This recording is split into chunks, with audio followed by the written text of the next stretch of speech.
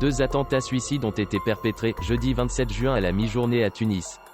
Un premier kamikaze s'est fait exploser près d'une voiture de police, rue Charles de Gaulle, tout près de la célèbre avenue Habib Bourguiba, très prisée des passants et des touristes.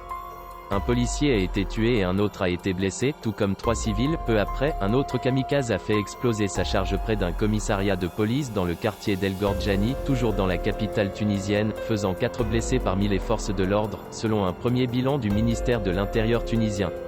À 11h, midi heure de Paris, une personne s'est fait sauter devant la porte arrière du complexe de Gordjani, où sont rassemblés des services de la garde nationale et de la police judiciaire, a indiqué le porte-parole du ministère de l'Intérieur, Sofiane Zag, cité par l'AFP. Ces attentats surviennent dans un contexte politique tendu.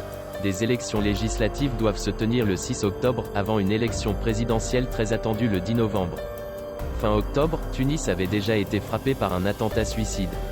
Déjà sur l'avenue Bourguiba, une femme d'une trentaine d'années avait activé une charge explosive qu'elle transportait en s'approchant cette fois encore d'un groupe de policiers.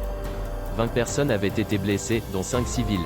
La Tunisie, qui dépend largement du tourisme, a relevé ses mesures de sécurité depuis une série d'attentats commis en 2015, dont l'attaque contre le musée du Bardo où 21 personnes ont été tuées, puis dans la station balnéaire de Sousse, qui a fait 38 morts.